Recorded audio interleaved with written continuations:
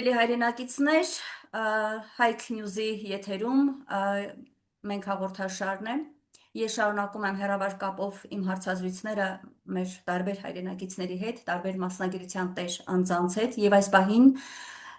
մեծ սիրով հարցազրույցի եմ հրավիրել հարգված Աշոտ Գրիգորյանին,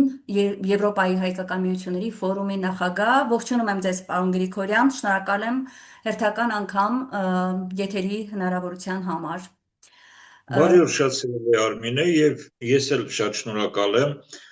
տված հնարավորության համար, որովհետեւ ես չափից դուրս շատ ելույթ եմ ունենում օտարալեզու մամուլում, ռուսերեն, անգլերեն, չեխերեն, սլովակերեն, շատ գերմաներեն, ամենից քիչ հայկականում, որովհետեւ շատ խնդրում եմ ներողամիտ լինեք, ձեր կարգի արդարացի, արդարադատ, լրատվություն պահող եւ խիստ հայրենասեր անձինք ձեռքի մատերի վրա կարող եմ հաշվել։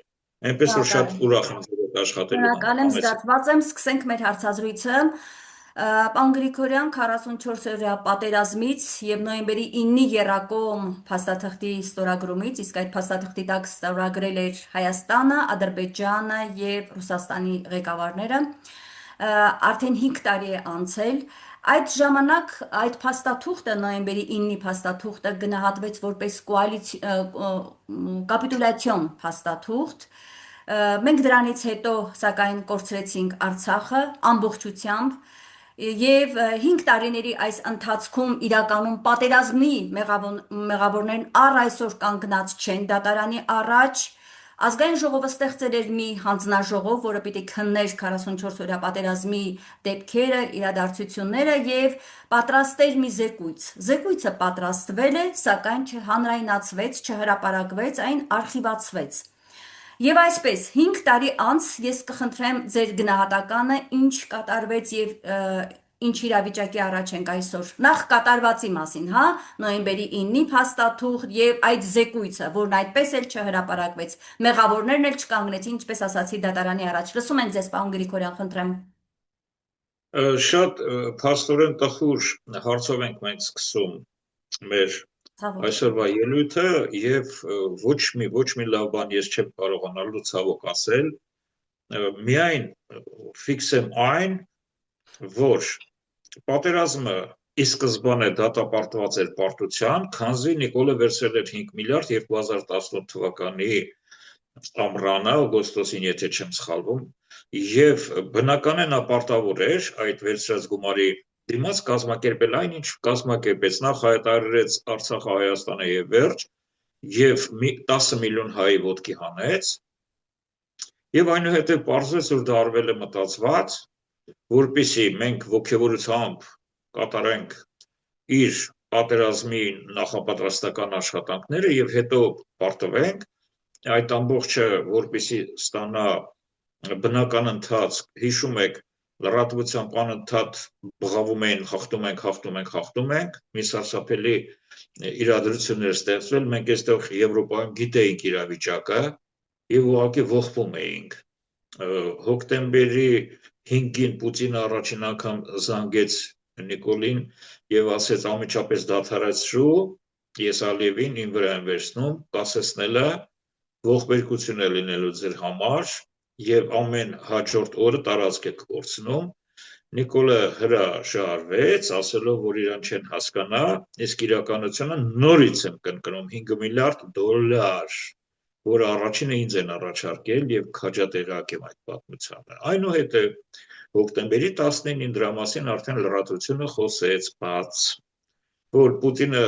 զանգահարում է եւ ասում է, որ հենց հիմա դադարացրու, արդեն շատ է կորցրել, մինչեւ վերջ է կորցնելու, դե տղան գումարը ստացել է, ոնց կարող է դադարացնել։ Ասեց, որ պիտի շարունակենք, այնուհետև գիտեք, որ առանց զինվոր մտնելու առանց կրակոցի տրվեց մեր սրբության սրբոց Շուշին, որը մեր հպարտությունն էր, եւ նոյեմբերի 9-ին արդեն Պուտինը դառը կապիտուլյացիոն պայմանագիրը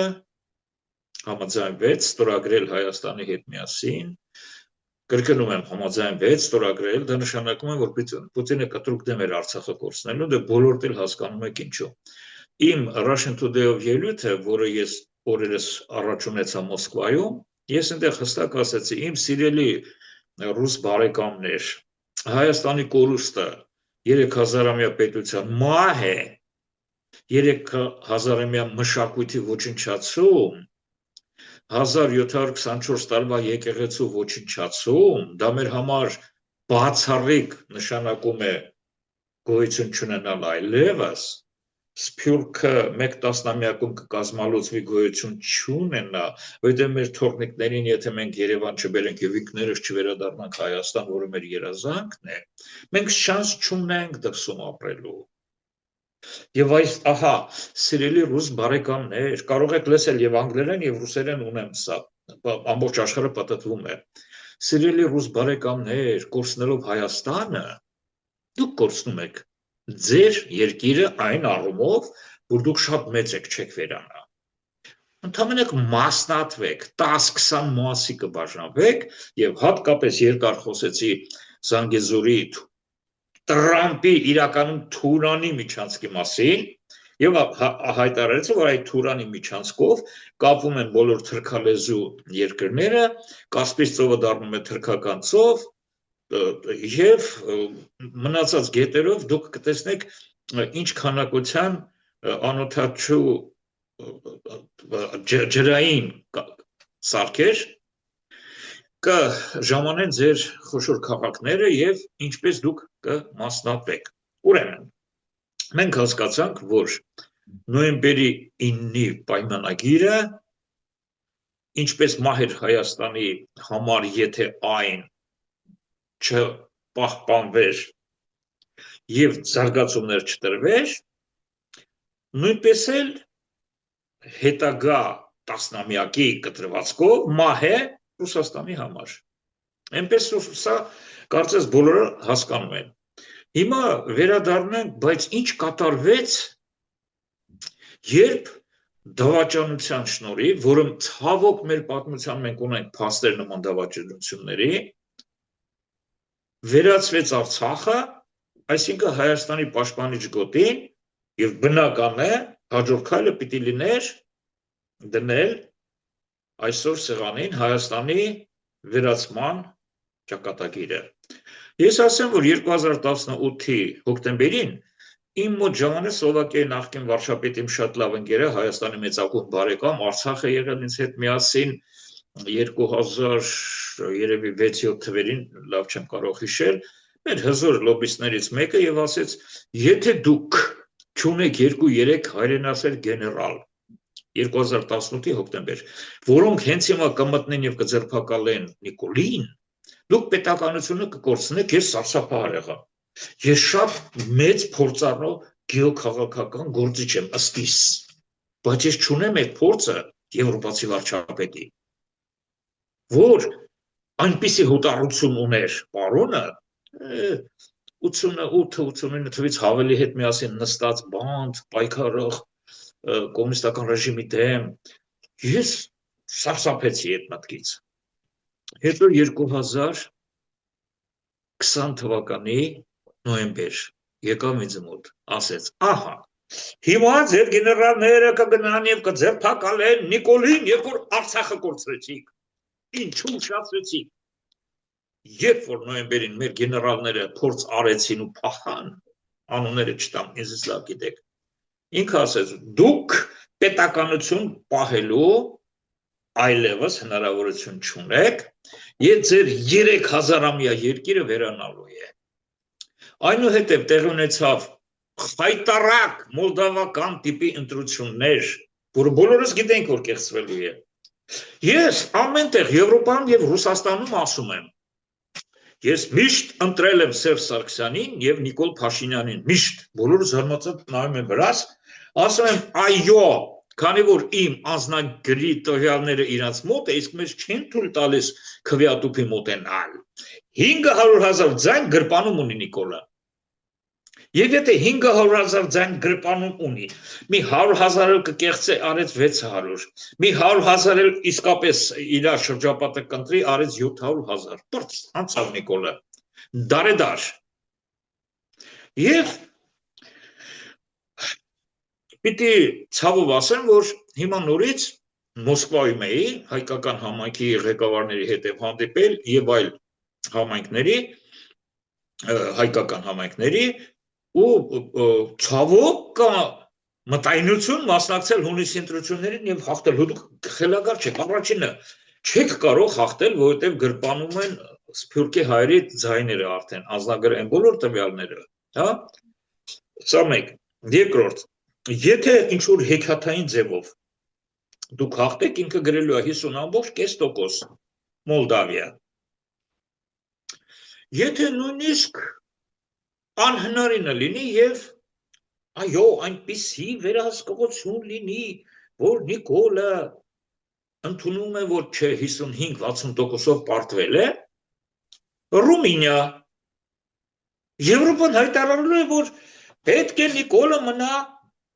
նախագահ։ Չէ, դուք տեղյակ չեք, հա, Ռումինիայում ինչպես եղավ։ Ռումինիայում հաղթեց չտեսնված ուժերով ընդդիմությունը, ասեցին ոչ, պիտի հին նախագահը մնա։ Այսինքն ինչ է նշանակում գնալ ընտրության ի վերուստ իմանալով, որ հաղթելու հնարավորություն չկա։ Այս առումով ես ունեմ շատ կարևոր ասելիք եւ հայտարարություն, որը կթողնեմ մեր վերջի 5 րոպեի վրա, նախապես ձեզ խնդրելով, որ ինձ վերջում 5 րոպե տակ իմ հայտարարության համար ինչ է պետք անել, որովհետեւ քննադատելը միշտ շատ կարևոր է, ճիշտ քննադատությունը դա Աստծո խոսքն է, սակայն մենք պետք է նաև կարողանանք հասկանալ, իսկ ինչ անել, չէ՞ որ անելանելի վիճակ է Ռուսաստանում հստակ ասում են։ Մինչև դուք ներսում չանեք, մեզնից ոչ մի օգնություն չսպասեք։ Մեր օգնությունն է լինելու է միջազգային իրավական համակարգի խոսքի համաձայն։ Ինչ որ մեկը եթե սպասում է, որ պետք է Ռուսաստանը գա մտնի ու բռնի ուժով Նիկոլին հեռացնի, մոռացեք։ Հաշվի առեք նաև, որ Եվրոպան երազում է նման բանի, սակայն մենք հիանալի լուծում ունենք, որը ձեզ կառաջարկենք սիրելիներս։ Շատ լավ։ Մի քանի հարցերի քննարկումից հետո կլսեմ ձեր լուծման առաջարկը, ինչը ամենակարևորն է։ Նախ դուք հետևել եք Սերժ Սարգսյանը 6 ժամյա, եթե ոչ ավել, հարցազրույց ունեցավ YouTube-յան ոդքասթի շրջանակներում, չգիտեմ, լսել եք թե ոչ։ Լսել եք, պարոն Գրիգորյան, իր հարցազրույցը։ Լսել եմ, որ հարցազրույց է եղել, բազմաթիվ հատվածներ տեսել եմ, բայց ես շատ ներողություն եմ խնդրում, իմ նյարդերը չեն դիմանում, որ ես Սերժ Սարգսյանին լսեմ։ Ուղղակի հետաքրքիր է նոր բան լսել եք, այդ փոքր հատվածներից նոր բան տեսել եք։ Չէ, ես ուղղակի կրկնում եմ, իմ նյարդերը չեն բավարարում, որ Սերժ Սարգսյան լսեմ։ Հիմա ձեզ կլսեմ հատուկ։ Լավ, ես ուղղակի մեկ դիտարկում այդ դեպքում իր ասածներից կասեմ, խոսելով 44-օրյա պատերազմի մասին, նա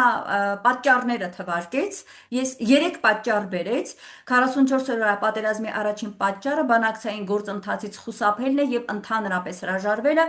երկրորդ հանգամանքն այն է, որ բանակցողները ինչ որ անհասկանալի տարբերակ առաջարկեցին, այս երկուսը բերեց նրան, որ բանակցային գործընթացը դադարեց, եւ երրորդ տարբերակն է ասում, որ Թուրքիան եւ Ադրբեջանը լավ տիրապետում էին բանակում տիրող մեր բանակում տիրող իրավիճակին, տեսնում էին մարտունակությունը թուլացել է, բավական ընկել է, եւ այս 3 պատճառներն էին, որ սկսվեցին ռազմական գործողությունները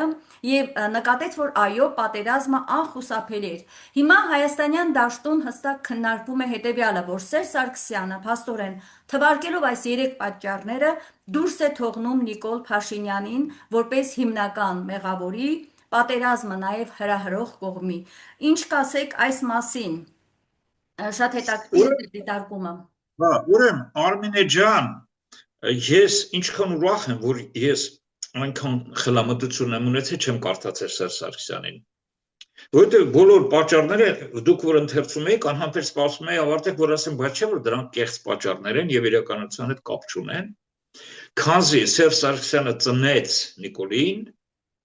եւ Նիկոլին ծնեց, որովհետեւ չէր կարող Միքայել Մինասյանին աթոռ տալ եւ 2018-ի ապրիլի կեսերին արդեն ինձ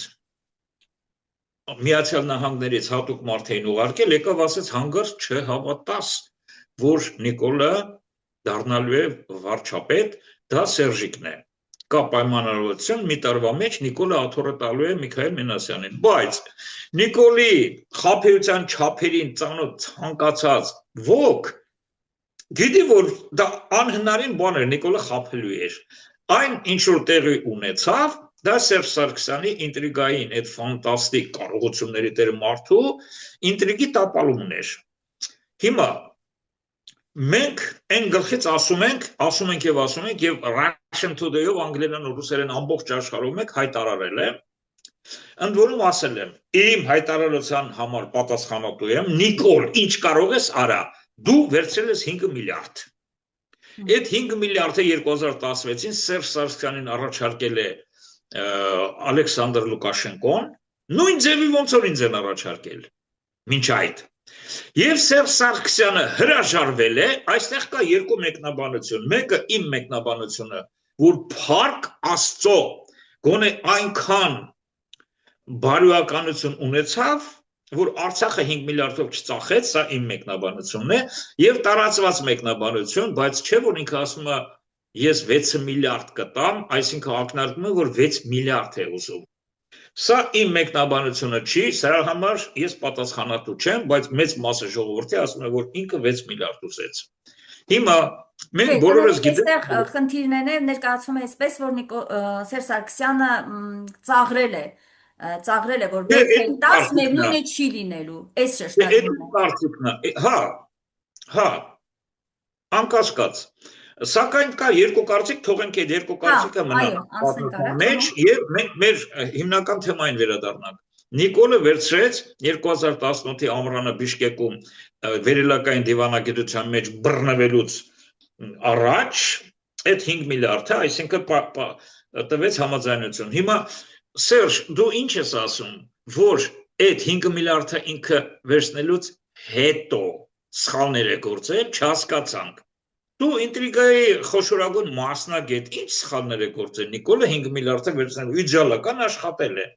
իդեալական, մարդը ստեղծեց տպավորություն, որ մենք պայքարում ենք, մարդը ամեն ինչ արեց, որ հանգարց չհաղթենք, մարդը կամավորական ջոկատներին թույլ չէր տալիս գնալ մասնակցել պատերազմին, զորքը թերի մասնակցեց, Գրիգորյան Աշոտի կողմից Հայաստան, Արցախ բերված հսկայածավալ զենքը, ես գիտեմ, չէ ինչ եմ բերել, չօգտագործվեց, ականապատման քարտեզները, այնականները, որը $10 էին կարել, 100-ավոր դոլար արժեցող ականները, քարտեզը տրվեց թշնամուն, այն ականապատված տարածքները, որը գեներալ Յուրի Խաչատրովը, որ այդ ամեն ինչին մասնակցել է իմ հետ միասին, ինքն է եղել մասնագիտական պատասխանատուն, ես չգիտեմ ինչ է նշանակում ական, եւ չգիտեմ ինչ է ականի գին, հայտարարում էր, որ գիտես, այդ ականապատված տարածքները անցնելը երևի թե անհնարին է, զորքի կեսը կմնա դաշտում, այնքան ականապատ է, նույնիսկ հետո այդ ականներից ազատվելու պահը որ գա, որ մենք պիտի ականազերծ անենք դաշտերը, դա մի սարսափելի պատմություն է լինելու, հատուկ պետք է մենք սարքեր գնենք, որ կարողանանք ինչ ձևի թշնամին անցավ, հանգիստ եւ առանց պրոբլեմի, Նիկոլ քանսով ծախեցիք այդ քարտեզները, այդ 5 միլիարդի մեջ էր մտնում, թե առանցին գինեք վերցրել դրա համար, սրբապղծության հետևից, մեր Արցախը մեր ձեռքից վերցնելը անհնարին էր, մենք ունեինք նաեւ Իսկանդերներ, քանի հատ Իսկանդեր օգտագործվեց, Հիշում եք ինչ խայտարակություն ասեց, որ Իսկանդերների հերթիպները իբր թե չեն գործում, Եթե Ռուսաստանը մի քիչ Նիկոլին մարդու տեղ դնի, վարկանապես դատի կտար, բայց Ռուսաստանի համար Նիկոլը դա ոչնչություն է, ինչ ուզում է թող դուրս տա, այսպես է մոտեցումը, կարճ ասած, ինչ որ ես ձեզ լսեցի, հերթական այդ 6 ժամվա ընթացքում իր հրաշալի սատանի ճտին, տվյալ դեպքում սատանան երևի դուրս եկավ Սերժիկը, Նիկոլին պահելու համար մարդը ներկայացրեց այդ հեքիաթները, որը ես այն գլխից ոչ լսել եմ, ոչ կլսեմ, ձեզնից է որ լսեցի, ձեզ հարգելով ու սիրելով ցավում եմ, Երանի չլսեի։ Պարոն Գրիգորյան, իդեպ դուք ասեցիք Միքայել Մինասյանին իշխանությունը փոխանցելու մասին, բայց այս հարցազրույցում Սերժ Սարգսյանը հստակ ասում է, որ իշխանությունը փոխանցել եմ ես ոչ թե Նիկոլ Փաշինյանին, այլ Կարեն Կարապետյանին, իր խոսքերն եմ ընթերցում։ Այսինքն Կարեն Կարապետյանը պետք է տեր լիներ իրեն փոխանցված իշխանությանը, ինչը չի արել։ Ինչ կասեք այս մասին։ Ես կասեմ այն, որ Կարեն Կարապետյանի թեկնածությունը որպես վարչապետ, երբ որ 2016 թվականի սեպտեմբերին առաջարկվեց, դա արդեն կատաստրոֆա էր, որովհետև մենք իմ հոլդինգը պետք է սեպտեմբերի 6-7-ի կողմերը Հայաստան գար, Նայիրիտի վերականգնման խնդրով, քանզի մեզ խոսքեր տվել, խնդրել էր, նույնիսկ խնդրել էր, գիտեք, չեմ ասի այս անունը, որ ես տալու եմ հիմա, շատ հարգում եմ կամ շատ հարգարժան եմ, բայց մարդը իր խոսքի տերն էր, Հովիկ Աբրահամյան, ինքը ասել էր, եթե որևէ մեկը գա դրսից ու ասի Նայիրիտը վերականգնում եմ, մենք սա տալում ենք միջև վերջ, եւ իսկապես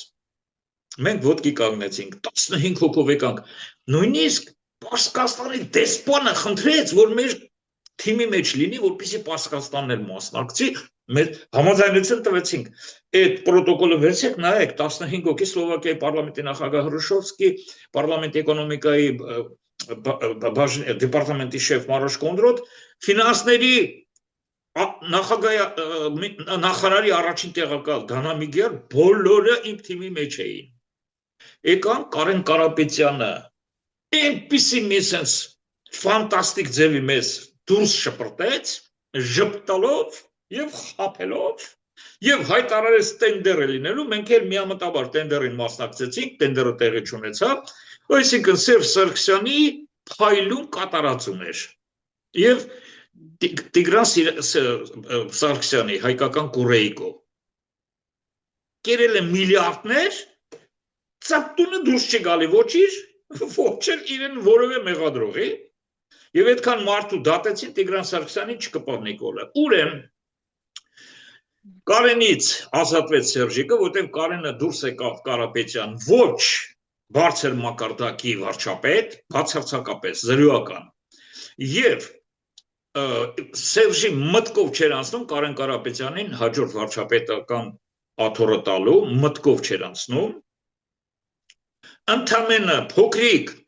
ներկայացումներ, շոուներ եղան, որ մարդիկ կարծեն մերժիր Սերժին,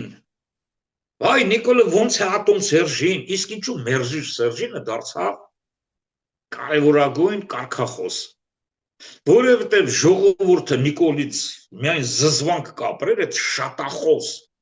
դատարկախոս կերպարը, որ դուրս գար ու ասեր, ես վարչապետ եմ լինելու, կզզվեին մարդիկ։ Մեկ օր հետո մերժիր Սերժի կարգախոսը 100,000-ների ոտքի էր հանում, 100,000-ների,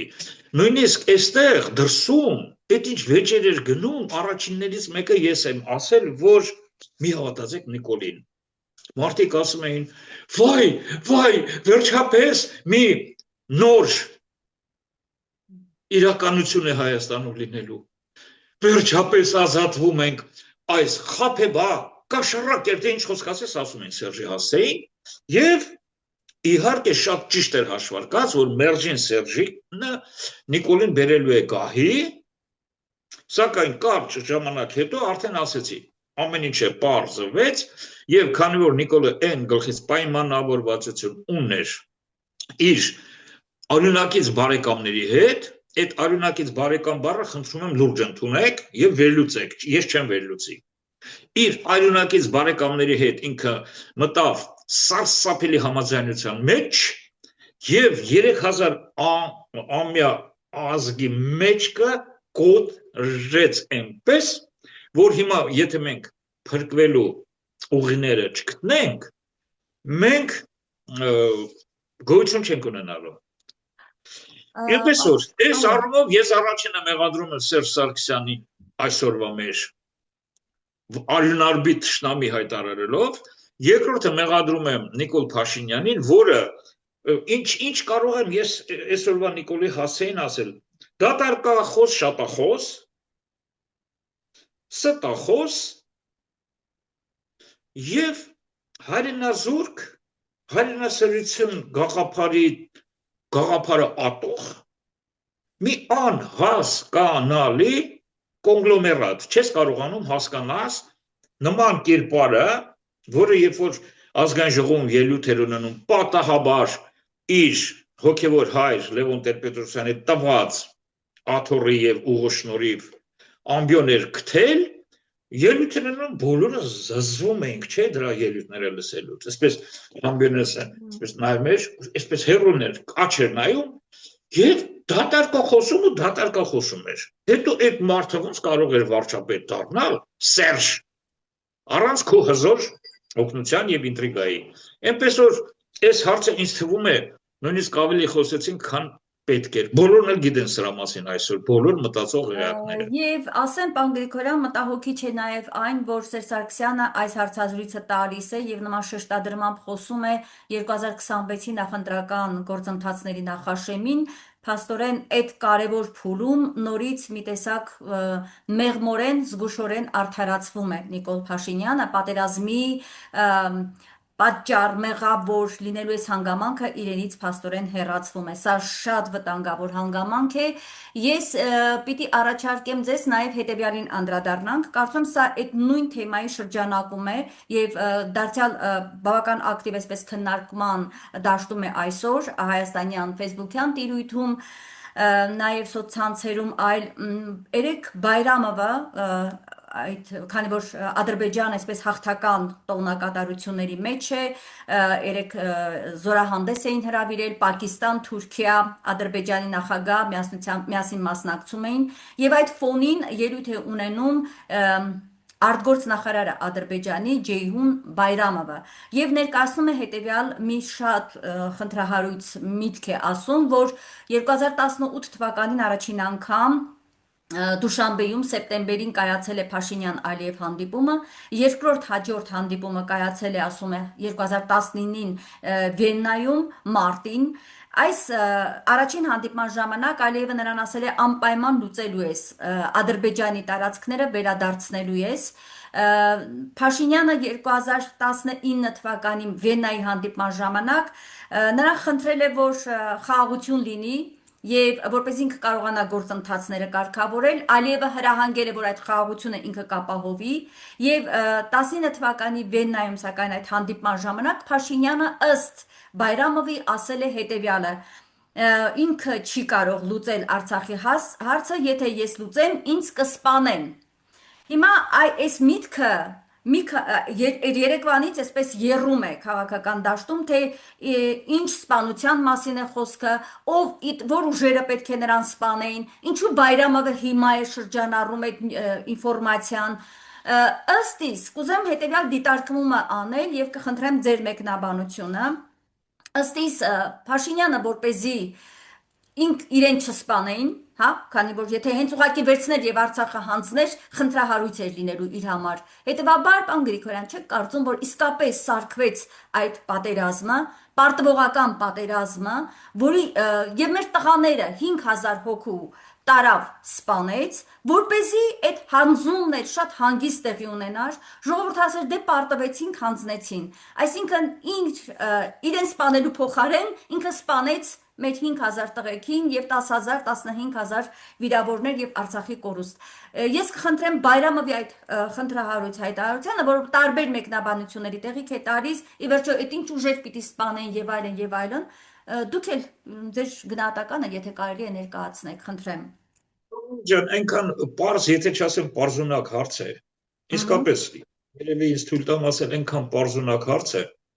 թարգմանած հայերեն պարզունակ բառը պրիմիտիվ, որ ազգի են մյուս մասներ հասկանա, էլի։ Այսինքն, տղան վերցել է 5 միլիարդ այն գլխից, հայտարարում են 10-րդ անգամ, եւ ոչ միայն հայտարարում, ասում Նիկոլ, տղա ես, բերանդ բաց, ասա այդ Գրիգորյան այս ինչ է խոսում։ Ես եկա բերեմ վկաներ մեր ազգային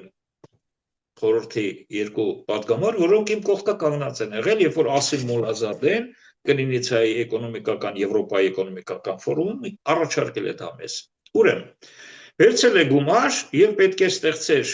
այնպիսի ներկայացում, որ ոչ մեկի մտքով չանցներ, որ պատերազմը պայմանավորված է։ Նա նույնանման հայտարարություն, լավ լսեք, մի քիչ առաջ ասեցի, հիմա շեշտում եմ։ Հոկտեմբերի 5-ին Պուտինը երբ որ զանգել է, Պուտինին է ասել, ես չեմ կարող պատերազմը չշարունակել, Պուտինը ասում է, բայց տալու ես տարածքները ամբողջ։ Այսօր համարյա ոչինչ չես կորցրել։ Ես իմ վրա եմ վերցնում Ալիևի հետ խոսելը եւ կասեցնելը եւ Ալիևի հետ միջև այդ իհարկե խոսել էր։ Ասում է չեմ կարող, ինչ է նշանակում չեմ կարող, չեմ հասկանում ինչ է։ Չի կարող, որտեղ 5 միլիարդ է վերցրել։ Եվ այո, կսպանեն իրան։ Կսպանեն թուրքերը այդ 5 միլիարդի։ Դա ճիշտ է ասում տղան։ Չեմ կարող, ինձ կսպանեն, այդ կսպանենը մտքի մեջ է ասում։ Հասկանում եք, հոկտեմբերի 19-ը այդ հայտնի մի քանի անգամ զանգը Պուտինի, արդեն Ալիևի հետ պայմանավորված։ Ղարաբաղի ինչ որ մասը կորել է, մեծ մասը դեռ կա։ Կասեցնում ենք,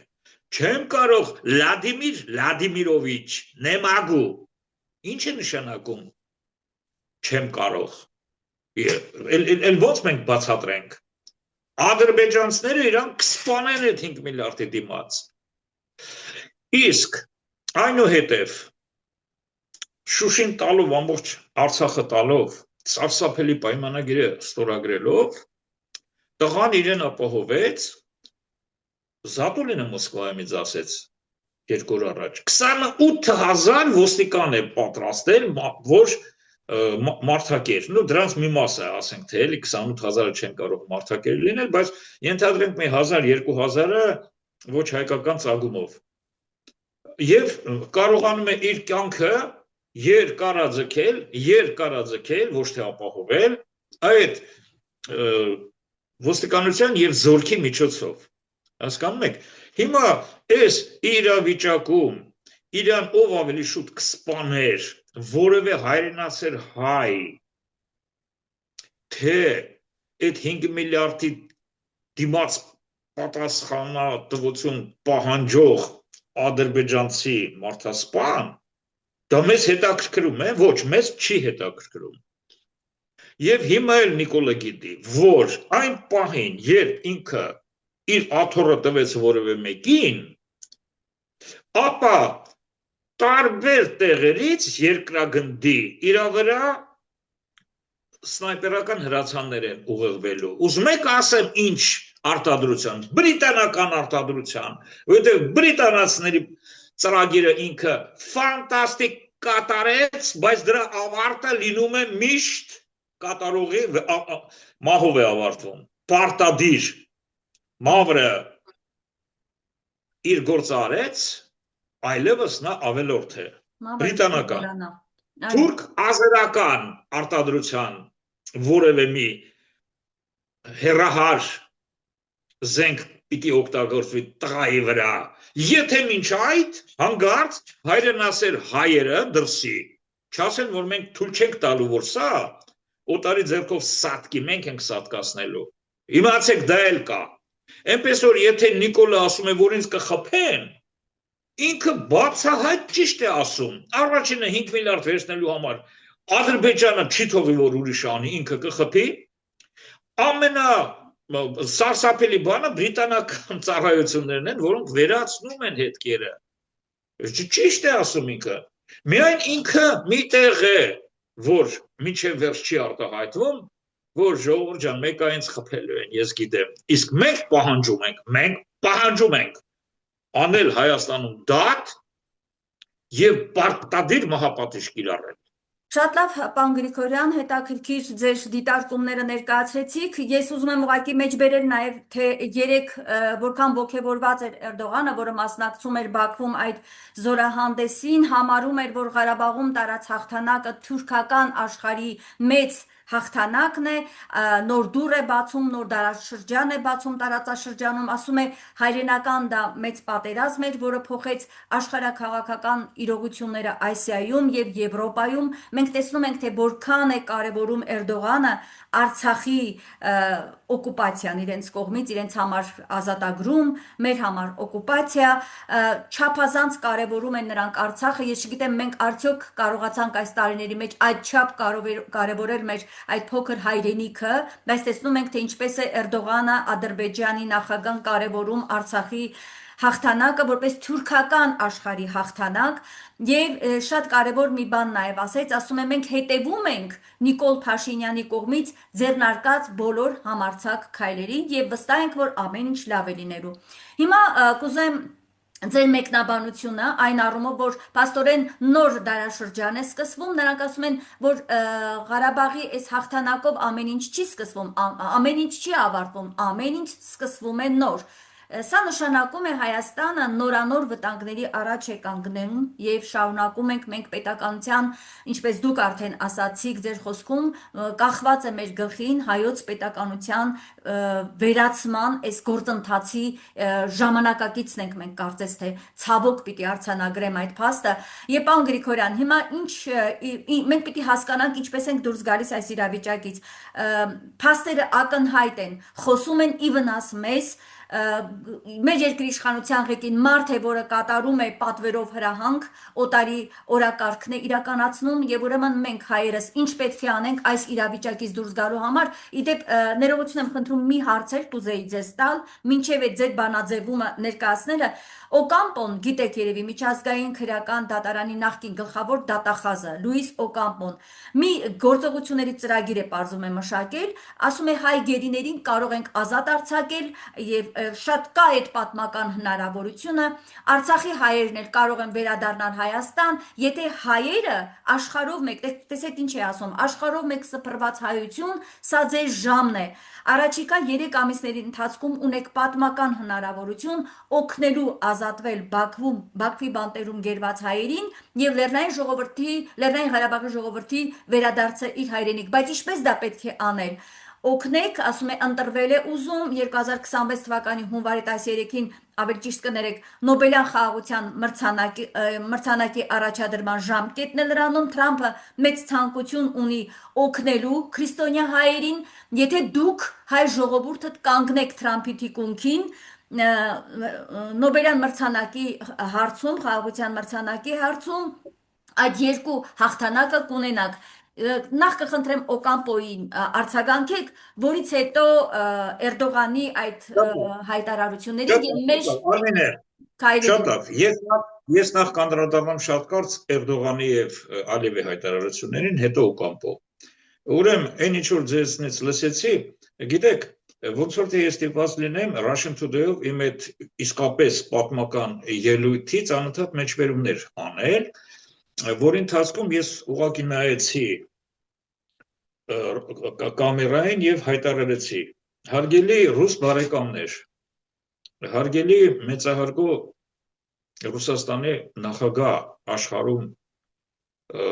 աշխարհի մեծամասնության կողմից խիստ հարգված, լիբերալների կողմից էլ խիստ ատված։ Ուրեմն մենք խոսում ենք այսօր ոչ միայն Հայաստանի վերացման մասին, որը փաստ է, ամիսների ընթացքում Հայաստանը կարող է վերացվել։ Հարգելի նախագահ եւ Ռուսաստանի establishment քաղաքական։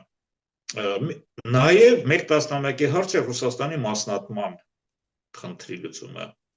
Եթե հանգարց մենք թույլ տանք, որ Հայաստանը վերանա, Հայաստանի վերացումը Ռուսաստանի մասնատման հիմքն է։ Դուք նոր ասացիք դա Էրդողանի բառերով, որ սա պատմական իրականություն է, թուրանական աշխարհը վերադառնում է իր աշխարհաքաղաքական խնդիրների լուծմանը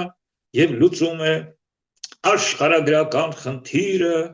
միավորվում են միջերկրական ծովից մինչև հեռավոր արևելք եւ մինչև չինական ուйգուրները, այդ ես մեջբերում եմ ինձ արդեն, միավորվում են թուրքախոս երկրները եւ հիմա սիրելի ռուս բարեկամներ, հաշվեք, որ Թաթարստանը, Բաշկիրստանը եւ Էվսային Կովկասը չկան այլևս ձեր կազմի մեջ, ինչ մնացիք են ինչ որ լիբերալները երազում են, ինչ է կատարվելու,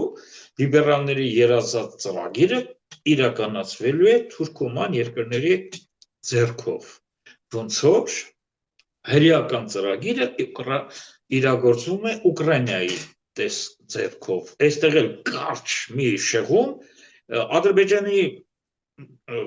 մոտ արդեն սկսել է խիստ մեծ կասկած եւ վախ, որ այս ամբողջ ծրագիրը, որ Արցախի իրենց օկուպացման հարցում օգնեցին Իսրայելից հրեաները, սա արված է նրա համար, որ 5 Ղազարյան վերականգնվի։ Այո, սա արված է նրա համար, որ 5 Ղազարյան վերականգնվի Ղրիմ, կենտրոնական Ուկրաինա եւ հարավ։ Ճիշտ է, Հայաստանը երբեք 5 Ղազարյա չի եղել։ Խազարները մեր վրա միշտ էլ հարձակվել են 7-9-րդ դարերում, բայց մենք ջարդել ենք իրանց։ Դրանք մեր համար եղել են քոչվոր ցեղեր, քուշաների եւ մնացածի նման։ Ես ֆիզիկոս եմ, բայց մանուկ հասակում հիանալի կարդացել եմ հայ պատմական գրականությունը եւ լավ եմ հիշում խազարները ոնց էին հարձակում մեր վրա եւ մենք ոնց էինք ջարդում ու իրաց դուրս շփոթում։ Երբեք խազարները չեն տիրել մեզ, սակայն իրենց պատմագրությունը ասում է, որ հարավային Ղազարյան դա Ադրբեջանի տարածքներն են Արցախը, հիմա Ադրբեջանի մոտ մեծ վախ է առաջացել, որ ահա թե ինչի մեզ օգնեցին իրենք, ուրեմն հրեաները մի կողմից ինչ նկարտումներ ունեն, բրիտանացիները երկրորդ ֆրոնտ բացել Ռուսաստանին ջարդել, հին Օսմանյան կայսրության տերերը նոր Օսմանյան կայսրություն ստեղծել, սա ռեալ իրավիճակ է եւ այդ հաղթանակը մեր նկատմամբ հիմք է տալիս կարծելու, որ այո, պահը մոտենում է, սակայն որպես գեոքաղաքական գործիչ ես հայտարարում եմ, որ ախորժակներիդ քացախ, քանզի ես աշխատում եմ Եվրոպայի հետ, Բրիտանիայի հետ ինչ-որ չափով եւ Ռուսաստանի հետ եւ ձեզ հայտարարում եմ, որ իրավիճակը բոլորովին էլ այլ է, կամ Եվրոպան կգնա բրիտանացիների եւ մյուսների ճնշման տակ դրան եւ երրորդ համաշխարհային պատերազմ կսկսվի, որտեղ աշխարհը գոյություն չունենա, Ռուսաստանը անկասկած կհաղթի այդ պատերազմը, որտեղ սարսափելի զինված է, բայց աշխարհը գոյություն չունենա, կամ հասկանալով որ Ռուսաստանը հաղթելու է, անիմաստ է երրորդ համաշխարհային պատերազմ սկսել, իրանք չեն հասկանում, որ երկրագունդը կվերանա, չգիտեմ ինչի դա չեն հասկանում։ Ամեն դեպքում Ռուսաստանի կան վախից սկսելով չի սկսվելու երրորդ համաշխարհայինը, այդ դեպքում հայրին տրվում է արդեն այն ինչ որ իմ կողմից շատ հարգված խոշոր մասնագետ ու ազնվագնաց պարոն Օկամպոն է ասում։ Այո, եւ մեր սփյուռքի հայության հատկապես ձայնը այսօր շատ լսելի է լինելու։ Այնպես որ ես պարոն Օկամպոյի ասածը հաստատեցի, մենք լավ քաջատեղյակ ենք ինչ անել, եւ հիմա ես ասեմ շատ կարճ, շատ քիչ ժամանակ վերցնելով, ինչ եմ պատկերացնում։ Ուրեմն այսպես, մենք ստեղծում ենք այս պահին հայ առաքելական եկեղեցու պաշտպանության խորհուրդ, որը ամբողջ աշխարհի հայերին միավորում է, բոլորս ոտքի ենք կանգնում, դա փայլուն մի գաղափար է, որը կսատարվի ոչ միայն բոլոր հայ գաղութների կողմից, եւ եվրոպահայ, եւ ռուսահայ, եւ ամերիկահայ, այլև օտար երկրա պետությունների կողմից եվրոպական բոլոր քրիստոնեական պետությունները եւ Վատիկանը, կրկնում եմ, Վատիկանը կաթոլիկ եկեղեցին գտնում են, որ պետք է հայ առաքելական եկեղեցու մեջքին կանգնել։ Սա միայն հայերը հələ որ չեն հասկացել, որ պետք է կանգնել։ Իսկ հայ առաքելական եկեղեցին նորից եմ մեջբերում անելու իմ Russian Today ելույթից։ Մեր այցե քարտն է, մեր այցե Thompson-ը, ամբողջ աշխարհում եք, որտեղ ասում ենք հայն, ասում են, առաջինը քրիստոնեություն ընդունած երկիրը։ Այո, մենք առաջինը քրիստոնեությունը ընդունած երկիրն ենք եւ մնացել ենք քարտեզի վրա, ի տարբերություն մեր հսկայածավալ հարևանների ինչ տարածքները չէին գրավում Միջագետքը, Պոնտոսը, Ասորստանը, Բաբելոնը եւ նույնիսկ կարող եմ ասել հին Իրանը, որտեղ Իրանն էլ փոխվեց եւ մուսուլմանական Իրանն է այսօր տեղ ասել։ Կարճ ասած, քարտեզի վրա մնացել է Հայաստանը իր բացարձակ առաքելական քրիստոնեական եկեղեցու շնորհիվ եւ օգնությամբ չենք ունեցել թագավորություն, միավորվել ենք բեհապարնե կաթողիկոսների կողքին։ Եվ ահա այս գաղափարը չափազանց ուժեղ է եւ մենք ոտքի ենք հանում ողջ հայությանը, մենք ոտքի ենք հանում ողջ հայությանը, Աստված տա այս մեր ձեր այդ երկխոսությունը շատ տարածում ստանա եւ շատ հայեր այ հենց ձեզնից լսեն, որ մենք ստեղծել ենք հայ առաքելական եկեղեցու պաշտպանության խորհուրդ, Սփյուռք Հայաստան, եւ սա այնպես է միավորելու մեզ Նիկոլի դեմ։ Եվ Նիկոլի տերերի դեմ, որտեղ Նիկոլը դա ոչնչություն է։ Նիկոլի տերերի դեմ։ Եվ ես հայտարարում եմ, այնպիսի ուժեր են մեր մեջքին կանգնած, որ դուք հələ կտեսնեք ու կլսեք։ Բոլոր խոշոր եկեղեցիները մեր մեջքին կանգնած են։ Բոլոր։ Ընդհանուր Վատիկանը։ Մի քիչ չենք շտապում, շատ վաղ չի այդ նման հայտարարություն անելը, որովհետև թշնամին միշտ լսում է, հետևում է եւ մենք միշտ գաղափարները պատտում ենք, նա գործանում խափանում է գաղափարները։ Արմենը այն ինչ որ ես ասում թշնամին մեզնից ավելի լավ գիտի ու ավելի շատ է աշխատում այդ ուղղությամբ, հանգիստ եղեք, ճիշտ հակառակը մենք ենք խիստ ուշացած, ճիշտ հակառակ բան ասեցիք, մենք այնքան ենք ուշացել այս հարցում, ես անհարմար եմ զգում ինձ, թե ոնց օտարներն են դա ինձ ներշնչել։ Ես համեստորեն գործ անենք չհայտարարենք, գաղափարը լավ է։ Գործ անենք առանց հայտարարելու, երբ որ ինձ պետք է որ բոլորը իմանան ու միանան, Արմինե, այնպեսի բան եք ասում։ Ես ասում եմ օգտվելով ձեր այս պոդիումից դիմում եմ աշխարհի հայությանը, դուք ասում եք չեք շտապում, ես էլ ասում եմ։ Չէ, ես վախում եմ, պարոն Գրիգորյան, ուզում եմ ինձ ճիշտ հասկանաք, ես անհանգստացած եմ, որովհետև իրենք հենց լսում են մեր որևէ ծրագրի մասին, փորձում են ձախողել, սա է։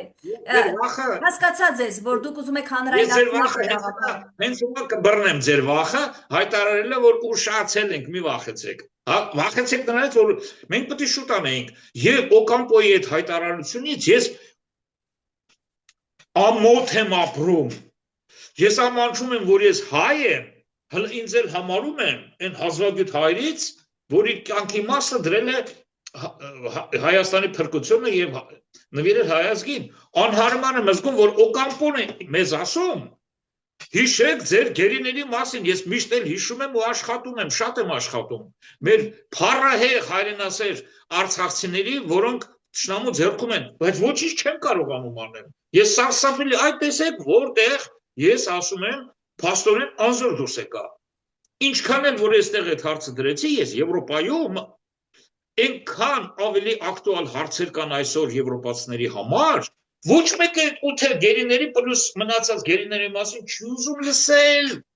այնքան ակտուալ հարցեր կան ավելի, խիստ կարևորագույն եվրոպացիների համար, սարսափելի, հասկանում եք, եւ Օկամպոն այն Ատլանտիկայի մյուս ափից ինչքան ազնիվ հայտարարություն է անում, ինչ ասեմ, գլխարկս հանում եմ պարոն Օկամպո եւ եւս մի անգամ կվերադառնամ այդ հարցին, քանի որ դուք եք անդրադարձել եւ դուք շատ ճիշտ եք նկատել, որ եթե մենք ստեղծում ենք հայ առաքելական եկեղեցու պաշտպանության խորհուրդ, այդ խորհրդի համար շատ ավելի հեշտ է համաշխարհային հայկական խորհուրդ անդրադառնալ եւ խորհրդինքից ես անպաշար կստեղծեմ նաեւ օտարերկրյա նշանավոր խոշոր անձերի այդ թվում պարոն Օկամպոյի մասնակցությունը մենք կունենանք նաև օտար երկրա այսա նոր ծնվեց օտար երկրացիների խորհուրդ ճիշտ է մտքիս մեջ կար բայց հիմա արդեն հայտարարում եմ առաջին անգամ եւ պարոն Օկամպոյին էլ կդիմենք դրա մեջ մտնել եւ բոլոր այն խոշոր օտար երկրացիներին որոնք հայրի չափ սրտացավ են այդ թվում Զատուլինին որին կատակով ասում Սամի Լուչի Իզարմյան, это Կոստյա Զատուլյան, ինքն շատ ծիծաղում է, բայց իսկապես այդ մարդը մեր համար ավելին է անում, քան շատ հայեր, հիմա, վերադառնանք թեմային, ուրեմն ստեղծում ենք այդ խորհուրդը, շատ արագ կանենք այն քայլերը, ինչ որ պետք է 1-2 ամիս առաջ արած լինեինք, ուշացել ենք Այս հարցում ենք ուշացել, սակայն ոչ շատ, որովհետև այնուամենայնիվ պարոն Օկամպոն ուղղակի հանճարեղ բան է ասում։ Մենք ունենք 3 ամիս, զարգանալու շատ ճիշտ է ասում, մինչև փետրվար, մարտ մենք ժամանակ ունենք միավորվելու եւ հզորանալու եւ մարտին մեր խոսքը ասելու շատ ճիշտ է ասում։ Մայիսը ուշ կլինի Հունվարը շուտ կլինի, հիանալի ասաց, արդեն պարոն Օկամպոն անցավ Վլադիմիր Իլյիչ Լենինի շարքերը, մեկ օր շուտ ու մեկ օր ուշի պատմությունը, հիմա Այստեղ իմ այն ծրագիրը, որ 4-5 տարի է ես հայտարարում եմ, ձեր հետ միասին գոնե 3-4 անգամ եմ ասել, մենք մերժում ենք բոլոր կուսակցություններին, բոլոր ցանկացած կուսակցություն ընդունում է լիդեր ու սկսում է իր լիդերի շահերը գովաբանել։ Կանք մենք ուզում ենք հայրենասերների իշխանություն, որը կոչվում է արհեստավարժների ժամանակավոր կառավարություն։ 3 տարով երկիրը վերցնում ենք, այս խորհուրդը իր գործը կանի եւ հսկական թվով ներդրող հայ ներդրողներ արդեն կլինեն մեր մեծ խորհրդի կազմի մեջ եւ մենք կսկսենք Հայաստանի արդյունաբերության, գիտության, մշակույթի, կրթության աննախադեպ վերընթացի կազմակերպումը հայ առաքելական եկեղեցու հետ միասին ձեռք-ձեռքի տրված։ Սա այնքան եմ ասել, որ սրան էլ չեմ ուզում անդրադառնամ եւս մի անգամ, բայց սա այն ռեալ ծրագիրն է, որի վրա մենք աշխատում ենք եւ դեպի այդ ծրագիրը տանող այսօրվա մի հսկական կամուրջը, արագընթաց կամուրջ կլինի այ եկեղեցու պաշտպանության խորհուրդը, որը բոլորիս կհաղորդի մեծ եռանդ եւ հավատ, որովհետեւ լծվում ենք սուրբ գործին, երկիրը Նիկոլիտ ազատելու գործին։ Շատ կարևոր գաղափար է, այո, եկեղեցու պաշտպանության խորհուրդ համայն հայության ներուժի համախմբում այդ խորհրդում, Փառք Աստծո կա այդ գաղափարը, հիմա շատ կուզենամ, որ դա իրականություն դառնա, դա երևի մեր այն կարևոր քայլերից մեկը կլինի, վստահ եմ միավորման ուղղված, որը կփրկի մեզ այս վիճակից, պարոն Գրիգորյան, բայց ես նորից ուզում եմ շեշտել Օկամպոյի միտքը հետևյալն է, որ մենք հայերս մասնավորաբար, ասում է 45 ավելի քան աշխարհում 45 միլիոն հայ կա, հա? Աշխարհում ավելի չէ, ներողություն եմ խնդրում, ես սխալ թարգմանություն այս պահին արեցի, աշխարհում կա ավելի քան 45 հայ, կարող են ունենալ նրան առաջադրելու իրավասություն, ուրիշ բան է ասել, իրավասություն Նոբելյան խաղաղության մրցանակին արժանանալու համար, եւ ասում է, եթե 26 թվականին դա հայերդ, այդ 45 հայերդ իրականացնեք եւ օգնեք Թրամփին, որ նա խաղաղության մրցանակը ստանա, նա, որը խոստացել է, եւ օրինակներ է բերում, որ օգոստոսի 8-ին Թրամփը այս տարվա չէ, օգոստոսի 8-ին այդ հանդիպման ժամանակ Ալիև Փաշինյան ասել էր, որ ես կօգնեմ քրիստոնյա հայերին բանտից ազատվելու եւ կօգնեմ քրիստոնյա հայերին վերադառնալ Արցախ։ Եվ ուրեմն Օկամպոն ասում է, եթե այդ 45 հայերը օգնեն Թրամփին ստանալ Նոբելյան մրցանակը, հետևաբար հայերն էլ կստանան այն, ինչ խոստացել է հենց ինքը Թրամփը։ Մեզ մնում է ուղղակի աջակցել Թրամփին, հա, եւ դրա համար դիմում է աշխարհի հայերին։ Ես չգիտեմ Հայաստանի հայերը կկարողանան դա անել թե չէ, ես ավելի շատ ակնկալում եմ Սփյուռքի մեր հայտնի դեմքերի, այդ թվում նաեւ ձեզ, պարոն Գրիգորյան, որ այդ համախմբման աշխատանքը իրականացնեք։ Եվ այսքանով ձեր խոսքով ավարտենք։ Սիրելի Արմինե, Օկամպոյին շատ հարգում եմ, համարում եմ բացառիկ ազնիվ անձնավորություն, տվյալ դեպքում նաև բացառիկ միամիտ, որովհետև Թրամփին օգնել հասկացողությունը սլովակները ասում են սառույցի վրա գրված մի բան է, արևը երբ որ դուրս է գալիս, սառույցը հալվում է, այդ գրածը չի երևում։ Այսինքն, մի հատ հələ փորձենք հասկանալով է Թրամփը, պարոն Օկամպո, դուք շատ հիացած եք Թրամփով, ես հասկացա, ես շատ հիացած եմ ձեզնով, բայց տեսնում եք, ինչպես Թրամփը կարող է Աստված գիտի ինչ հայտարարություններ անել, պարզվում է նաև դուք։ Այդ Թրամփի օգնության հարցում մենք մի փոքր կսպասենք, որովհետև Թրամփը այդ Թրամփի կամուրջը, այսինքն Թուրանի կամուրջը, չգիտես ինչի, ինքը անվանեց Թրամփի կամուրջ իր անունով, չհասկանալով նույնիսկ, որ ինքը համաշխարհային մարդկության վերացման կամուրջի անունը դարձեց Թրամփի, համ ուզում է Նոբելյան մրցանակ ստանալ, համ էլ ասում է Թրամփի կամուրջ։ Պարոն Դոնալդ, մոռացիր քո այդ կամուրջը, դա մի բացառիկ անմիտ նախաձեռնություն է եղել։ Եվ ինչ վերաբերվում է Նոբելյան մրցանակ ստանալուն, ապա դու հասիր այդ քո ասած 8 խաղաղությունների իրականացմանը 9-րդն էլ արա, Ռուսաստան-Ուկրաինա, դու ավտոմատ կստանաս այդ Նոբելյան մրցանակը, բայց նախ այդ 8-ը հələ մի հատ իրականացրու, որովհետև հայ-թուրքական հարաբերությունները դու ավելի ես սրել, քանի որ թուրքերի ադրբեջանցիների ախորժակը սարսափելի մեծացել է, իրենք հիմա Երևանը եւ Ջոկչագյորն են ուզում, իսկ Պաղեստին Իսրայել հարաբերությունները խայտառակ իրավիճակի բերեցիք, բացարձակ լուծումը չի երևում, ել չեմ ասում Իսրայելի նկարտումները Խազարիայի վերականգնման, քանի որ իրանք չեն ուզում այնտեղ ապրեն։ Մինչև այսօր իրանք դժգոհ են այդ տարածքից։ Այնպես որ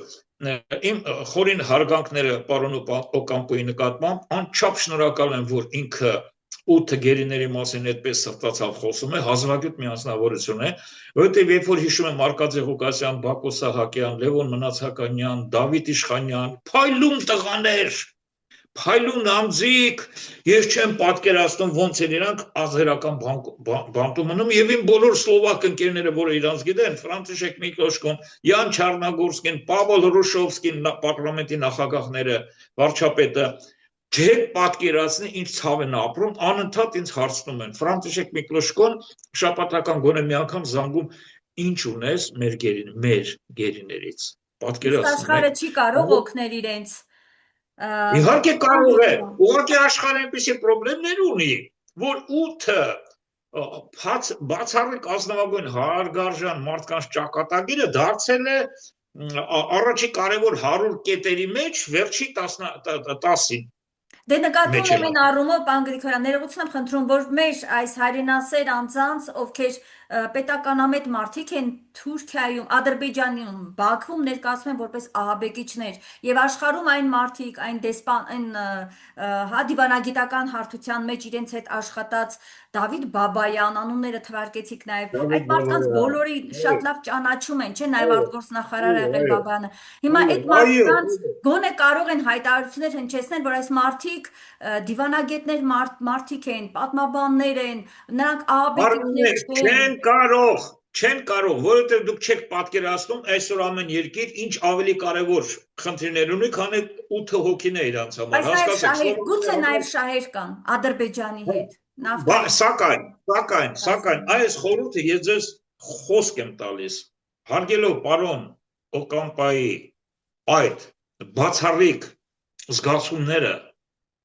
եւ նախաձեռնությունը, ես վերցնում եմ վրա կարևոր կետերից մեկը դարձնեմ դա եւ այն որ նոր ասեցի հայկական այդ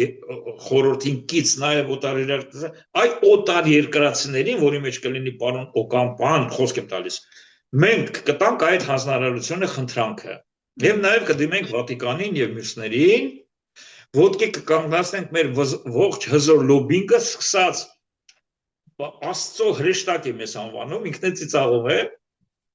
Բարոնուհի Քերոլայն Քոքս, ես ասում եմ, դուք Աստծո կողմից ուղարկված հրեշտակ եք Արցախի պաշտպան, Արցախի պաշտպանի հրեշտակը դուք եք, տիկին Բարոնուհի Քերոլայն Քոքս, իսկապես խոսք եմ տալիս ձեզ, հիմա մենք կարողանանք շատ արագ մեր այս նախաձեռնությունը